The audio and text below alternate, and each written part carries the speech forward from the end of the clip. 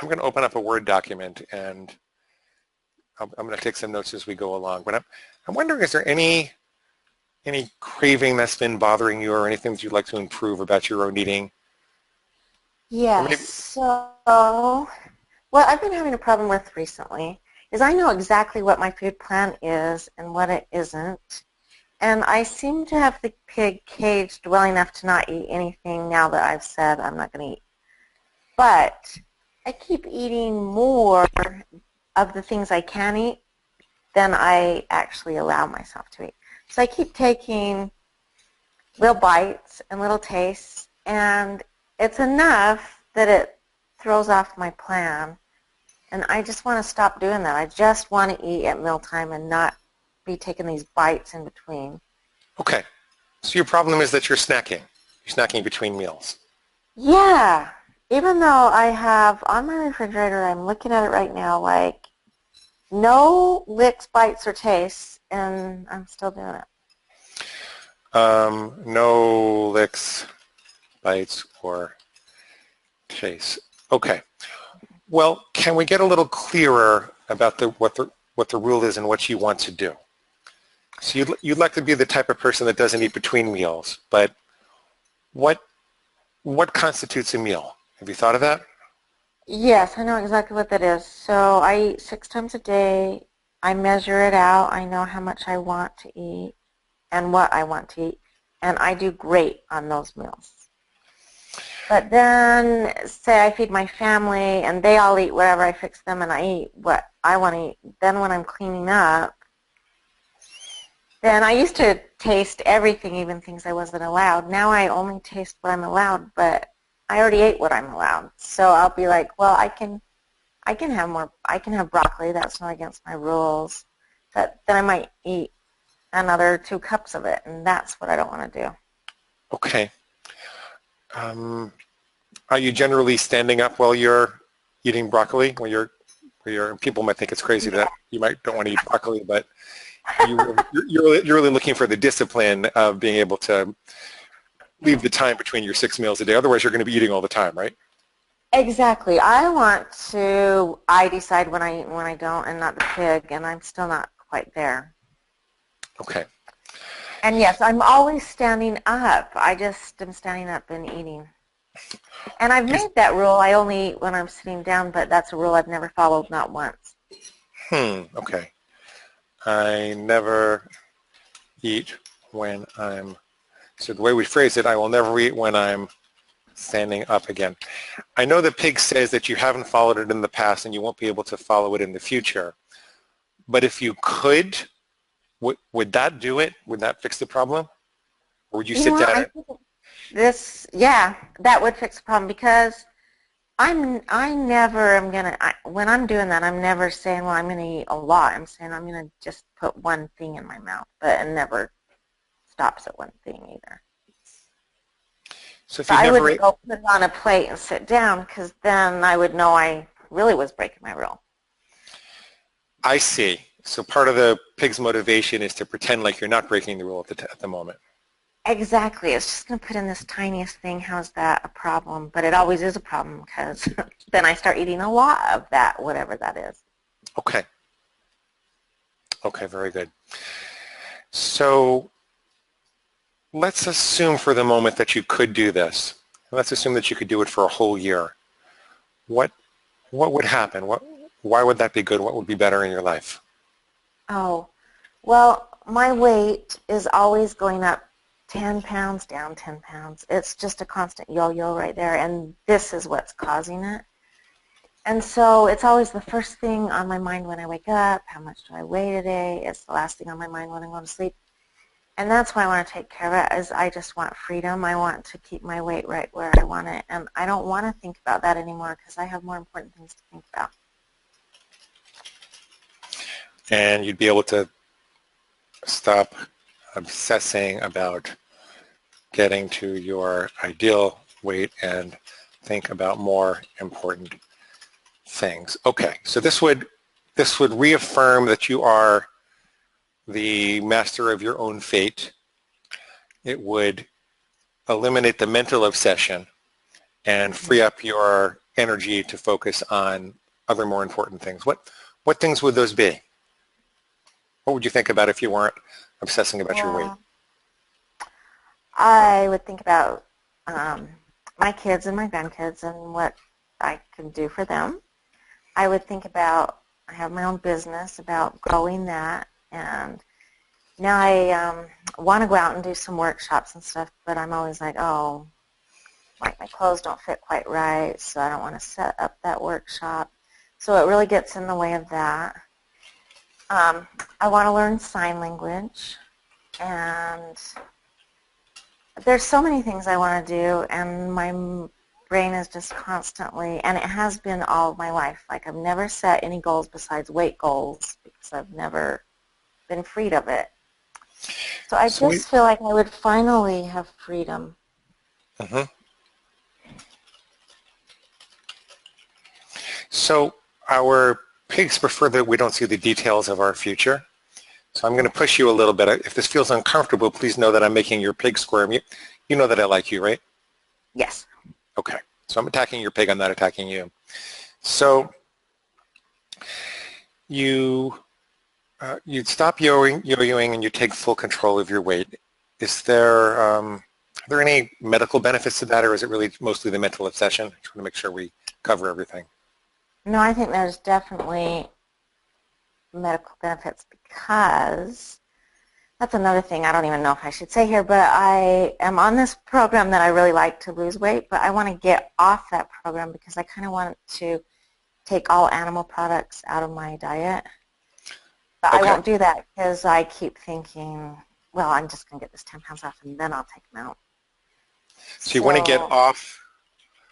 So you could get off the weight loss program you're currently on, which is not ideal. It's not ideally matched for your dietary philosophy, which sounds like it's no animal products. Yeah. And put this, okay, for my dietary philosophy. Okay. So you could stop eating animal products and you might feel better because of that. Yeah, I think I really would. Yeah, okay. Any other medical benefits, physical benefits? Well, I don't know. You could probably tell me, but I can't imagine that it's good to constantly have your weight going up and down like this. If you have cardiovascular problems in the family, then it is I think it contributes to atherosclerosis, if I'm pronouncing that correctly. I think yo-yo dieting contributes to that. Huh. I actually remember doctors telling me it would be better that I stayed fat than I lost weight and gained it a lot. Oh. So. Well, that's bad news for me, since that's what I'm always doing. Well, but the good news is that when you lose the weight, I think particularly on a vegan diet, when you lose the weight and keep it off, that you really can reverse a lot of this. Like I've heard doctors say that there's no reason that you have to have a heart attack, that virtually everybody can undo the damage. So I don't know if I'm exaggerating. I'm not a medical doctor, and please nobody sue me for that. I've personally heard that. That's all I'm saying. I've personally heard that. Right.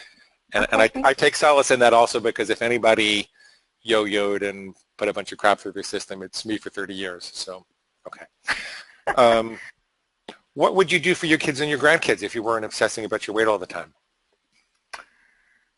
Well, I mean, I already try to do it.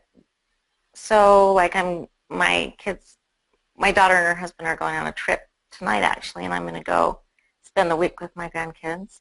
So I already play with them and stuff, but I already know when I am at my ideal weight, I just have so much more energy, and it's so much more fun. Now they're like, man, I can play, and I'm like, oh. And I do force myself to, but when I'm really where I want to be, then I'm the one saying, let's go play. So I really want to do that for them.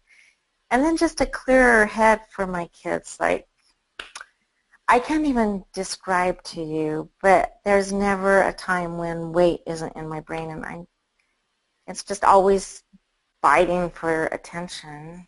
And I just just tired of it. Like, I just want to listen to them and not wonder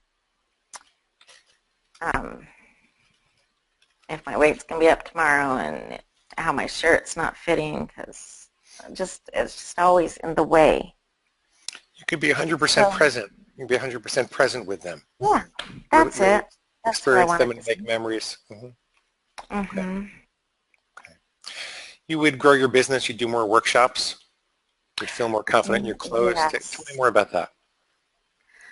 Well, I am my own advertisement, because that's what I am as a health coach. So I'm my own advertisement, and I already know when my weight is down, I bring on probably 4 times as many new clients as when it's up, because I'm Mm, not about to tell anyone that I'm a weight loss coach when they can see my shirt is not fitting me.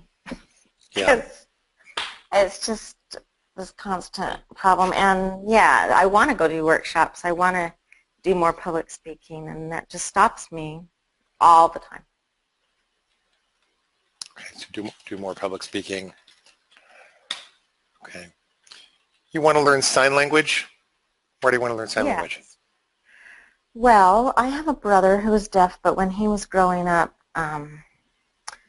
oral was the thing, and they really said everyone could learn to read lips, and they made us wear mittens when we played with each other so that we couldn't sign to him. Well, he became an adult and learned sign, and I never did. Well, I learned it a little bit, but with reading lips, I can say pass the butter, but I cannot say how are you and really know how he feels. And Mm, he's lonely, and I just want to spend my time doing that instead of constantly doing this. I'm always reading weight loss books and everything, and I don't want to do that anymore. I want to read some sign language books. okay.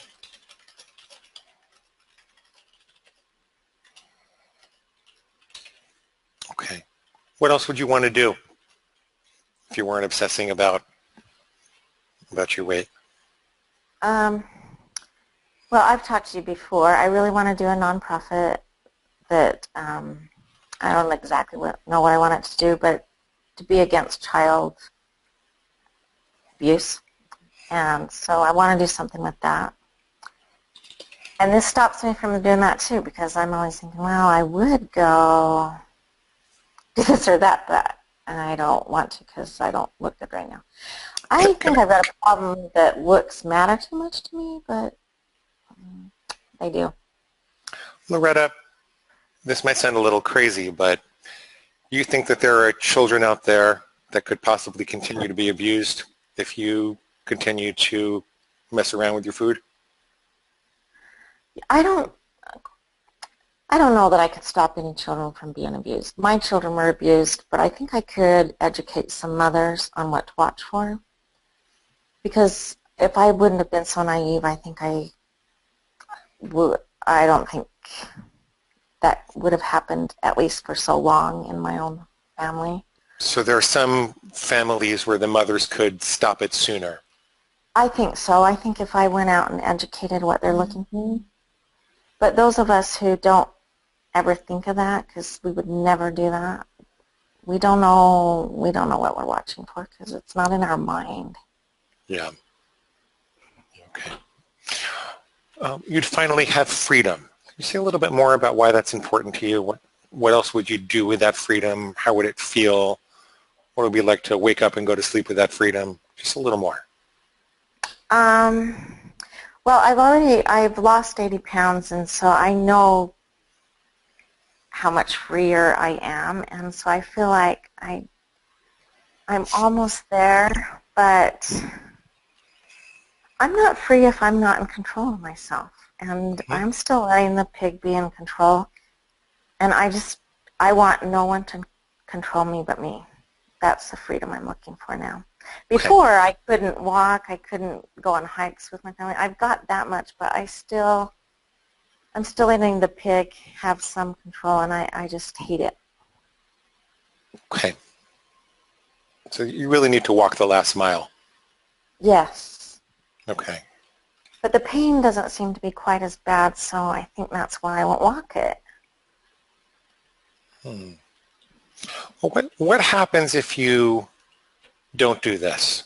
Let's say it's 5 years from now and you just keep on eating while you're standing up and cleaning up and between meals. And what happens if you don't adopt this rule and follow it?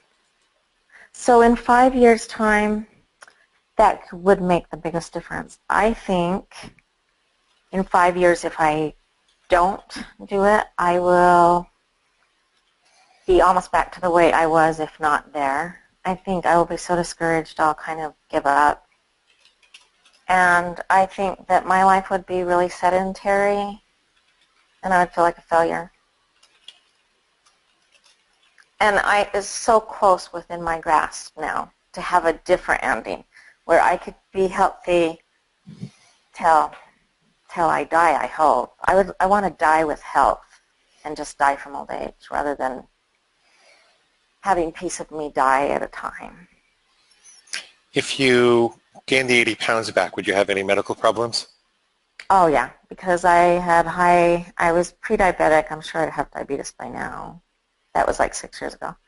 I had high cholesterol. Everyone in my family has died from heart problems. So, Oh, wow. And I couldn't, the day I decided, okay, I'm going to do something, I was crawling up my stairs because I couldn't walk up my stairs, and I wasn't even 50 yet. So that's bad. Hmm. Okay. So is it fair to say that you're putting your life at risk? Oh, yeah. If This you is keep a matter of life and death. Like, I know it sounds stupid, some extra bites of broccoli, but no, I know where they take me. And it is a matter of life and death.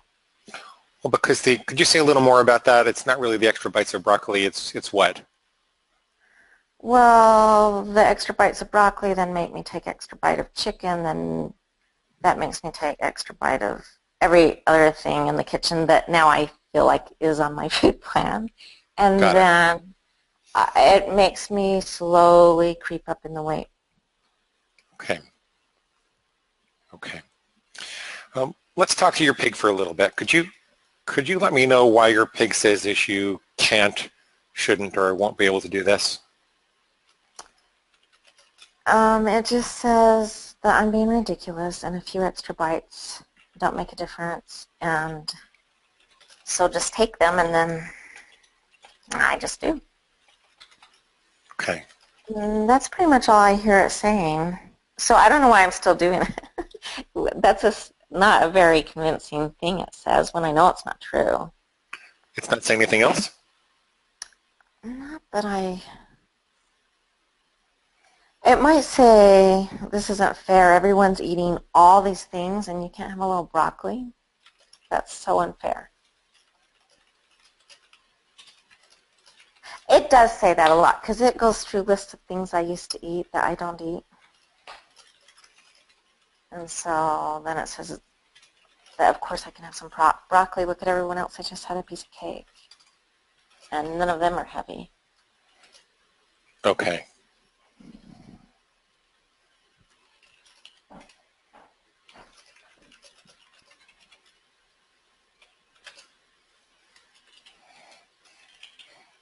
I'm just making sure I get it all down. Okay. What else? We're trying to drain the pig of some of its energy by making sure it gets them all on the table. Then we'll go back to them and figure out how to answer it. Well, you've been doing this for, like, my weight's been going up and down for 3 years because of this. It used to be that the bites were leading to chocolate and cheese, but they're not anymore. But, so it's just saying, you've been trying to stop this. Just this morning it was telling me, you know what, your daughter got married a year ago and you were trying to stop this, and your son got married 2 years ago and you were trying to stop this for the wedding. And so why do you think you could stop it now? You have never been able to stop this.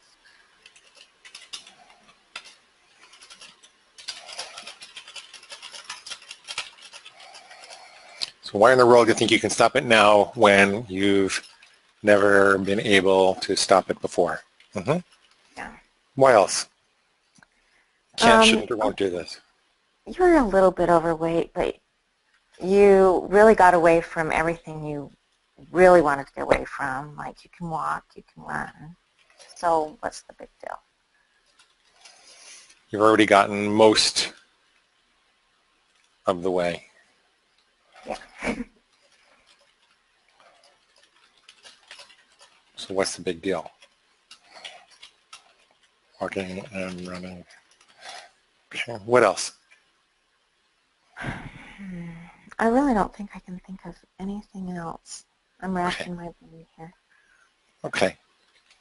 So can we jump back up into your higher self? Yes. And let's have a look at each one of these squeals. And I want you to find the lie for me. Where's the lie? Oh, are you going to tell me the first squeal? Because I don't remember it. So I guess you can't see the screen. The pig says, you're being ridiculous. A few extra bites don't make a difference, so just take them.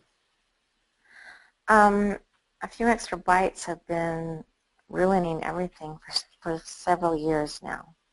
They are making a big difference. So can I add one bite can be a tragedy? Yes, it is every time. And the pig says, this isn't fair.